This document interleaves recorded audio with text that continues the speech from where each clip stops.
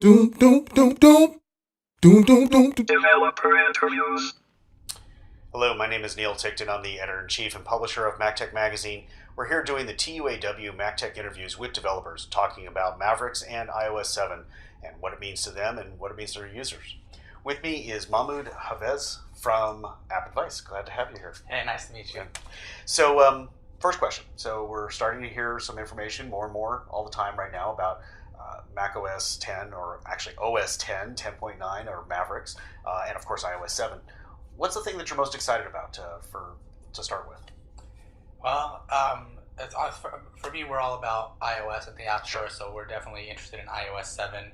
So we're definitely looking at the changes in the App Store and kind of what that means to users. A lot of things announced with iOS 7. Some things that Mavericks actually have that I thought would become an iOS 7 that aren't there yet. I'm hoping to still find a way.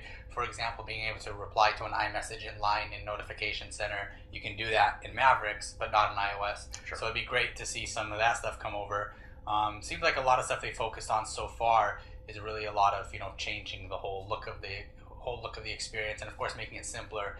But I expect more and more things to come from iOS 7 regarding that phase. Why don't you tell us a little bit about what AppAdvice does, and then we'll see how iOS 7 affects with that and where we're going with it. So tell me about AppAdvice. Sure. So basically, AppAdvice, we've been around since the first day of the App Store, and our whole mission is to try to help people find the best apps. What they said, 900,000 apps now in the store. When you're approaching that many apps, it's almost impossible to find anything. Right. So we have several different applications helping users find apps. Our most popular app is Apps Gone Free, where we have actually human editors go through all of the apps that were paid that are now free. Right. Don't have any in-app purchases, no advertising. They go through, find the best apps, and put a list out. Some days it's a small list, only 3 apps, because there's only 3 things worth downloading. Some days there's 10 to 12. But really our focus is to only surface really good apps, so users get plenty of new apps every day for free. So that's kind of our main app, and then AppAdvice is kind of a more umbrella kind of thing for power users, telling you all about every different kind of to-do app, or if you need Contact Finder, etc. That's what better cataloging and understanding than what Apple's doing through their store right now. So yeah. Good. So how do you see the impact of iOS 7 on what you guys are doing?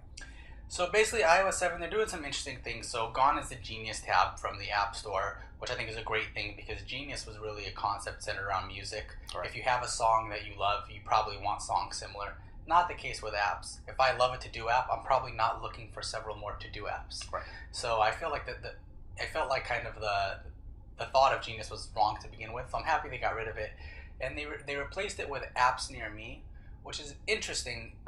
They brought up a couple of examples, kind of reading Apple's documentation about you're in Paris and you're near a museum, so right. You want that museum's app. I think it's great. I think it'll work very well in that kind of scenario. Yeah. But I feel like it's a very limited scenario. Yeah, when I'm home doing nothing, do I really want to see? I fear let's wait. I haven't been able to play with it enough yet, but I'm afraid I'm going to see Facebook, Instagram, because apps near me, that's what people are using. Right. Or how do I walk my dog, or something crazy like that, or a cooking thing, or whatever. But the point is that it's too broad of a spectrum when you're in the places that you are most of the time. And I still feel like there's still a big problem with app discovery, and on our end, we have app developers coming to us wanting to advertise with us. How can we get our app noticed, things like that. So we were hoping that iOS 7 would let small indie devs really shine. I don't think it does.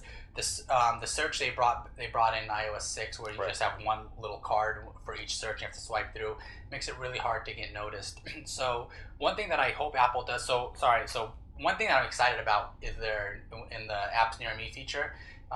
From what I understand, they're crowdsourcing the activity based on usage, and that started in iOS 7. So right now, if you have an iOS 7 device and you're around all iOS 6 devices, and you hit Apps Near Me, you won't find anything, because it only happens in iOS 7. Right. So they just started tracking usage. To me, that's really powerful and interesting, because if you track usage in that way, you can start doing a lot of powerful things. Right. Apple could start surfacing really personalized recommendations. So instead of a top charts, where it's kind of a one solution fits all, a little bit more along the lines of what a Netflix might do as far as suggesting movies, where they're watching, hey, if you watch this movie, you might like this movie, but it's because of their tracking to see where those patterns are happening right now. Something like that. So I'm excited to see what they do with that, and that'll obviously change how we approach app discovery. I also would like to see them implement some features. I talked about apps gone free, apps that were paid that go free. Why doesn't Apple have a feed like that? And they do it. It doesn't generate revenue. Well, apps is a big business now. If they can get more downloads going, people are happier in the ecosystem. So, and with these changes in iOS 7, I don't know. I'm not sure if iOS is going to be drawing them in anymore. I think it's the apps is really going to be the key for that. Exactly. Hopefully not, but we'll see. Well, that's cool. That's cool. So, anything else you want to tell us about what AppAdvice is doing, or maybe how any impact that you're seeing here on any of the announcements that something interesting? Obviously, I understand that Apple is not going to give an API to the usage access, but one thing that we're working hard on right now is, as I was saying, developers are looking for ways to get noticed. Right. So one thing we're working actually very hard on right now is on basically it's a cross promotion network. Right. We call ourselves kind of like a user recruitment service. Yeah, I think exactly. It's very different than advertising, yeah. where we want to really match the users who would love your app. So if we were able to tap into that data, that'd be pretty amazing. Right now, we're doing a lot of things on our end trying to figure that out. But if Apple actually has the data, which of course is going to be very difficult for them to do, especially in these days of NSA security and everything else along those lines. Seems like they're pretty open to sharing, though. Yeah, well, only with a court order request, I think, is what it comes down to. But I'm just joking. In any event, it was good having you. Thank you for joining us in here. I'm Neil Ticktin. These are the TUAW MacTech interviews with developers talking about Mavericks and iOS 7. Thanks for listening.